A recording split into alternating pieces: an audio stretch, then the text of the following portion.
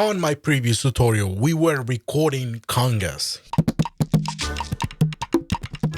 If you haven't seen that video, you need to watch it before you watch this. So I'm gonna leave it here around someplace because on today's video, we're gonna talk about what is the processing I'm using for recording congas, like super simple. So let's get it. Watch me take control. And right here, as you can see on my project in Cubase, I have transient shapers going on. And yes, we're going to be talking about transient shapers, of course. And I want to show you because when I was recording, I didn't have this new plugin from Waves Factory, Flash, which is a new transient shaper, a free one. Actually, I'm gonna leave the link in the description, of course, for you guys to download that one because it's a free, amazing transient shaper plugin. But I'm gonna show you right now the before and after in comparison with the transient shaper that I've been using for a while now, which is the one from kHz.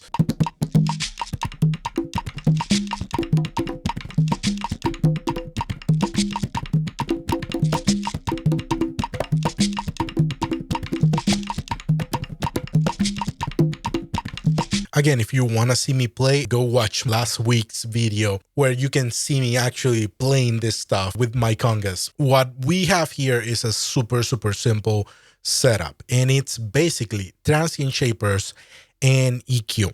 So for the congas, as you can see here, for the tumba, the conga, and the quinto, which is the main three congas that we use for Huehuenco, we have, of course, EQ. I'm using Pro Q3.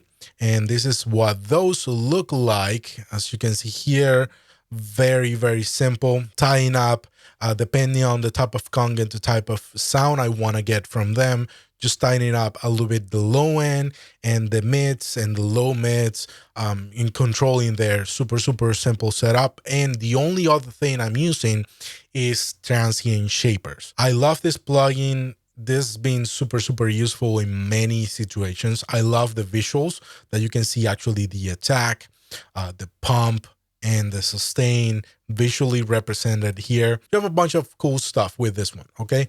But just recently, Waves Factory, the good Waves, completely different company, guys. So they are doing unbelievable plugins, and they just released this transient shaper called Flash for free because they just love their customers. They're a good company, and we call it the good waves. So anyways, these two side by side, let's gonna play with them really quick. Transient shaper by kHz and Flash.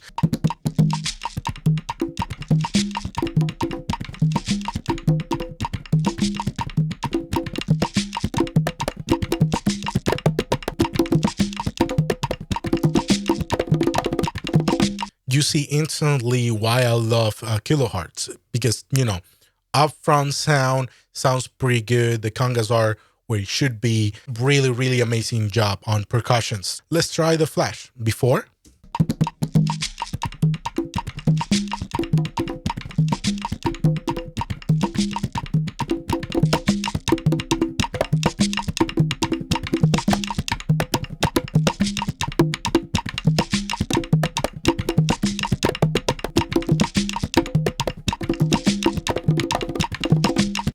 This sounds like Cuban stuff, you know? The sound quality, man, it's out of the charts. And I absolutely love that. It feels more natural. It grabs the actual feeling of the congas and make it, man, like I'm right there playing the congas. I know how it should feel. I know how it should sound. And the Flash does that for me. If you want less attack, of course, minus 100 or up to 100. I'm going full on 100%. Sustain also minus 100% to 100% to the right. I love this. This is a new thing that they added that kHz doesn't have. Of course, it's mid-side. A thing that also kHz doesn't have is a mix knob and an output knob.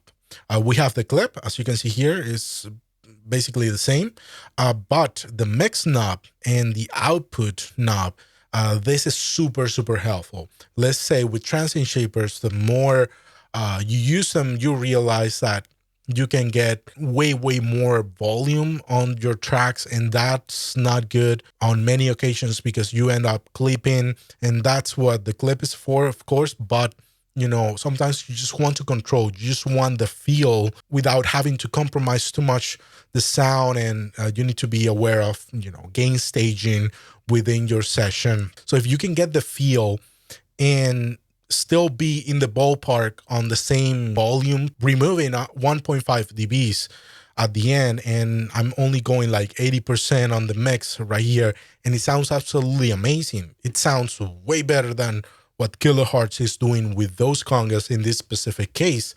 Not to, trash kHz by any means. I love the plugin, but the flash obviously sounds more natural in this case for these congas, and I'm loving it. Let's do a quick comparison between the two, one and one, so you can actually feel the difference a little bit more. So kHz.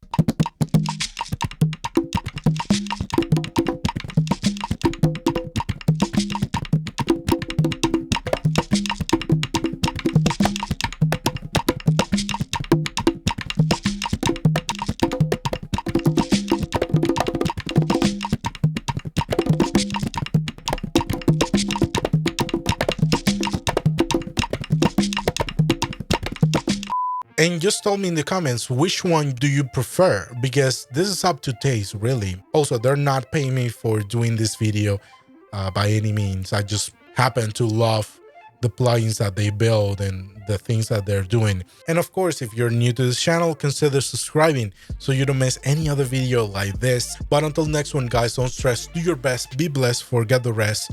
See you around.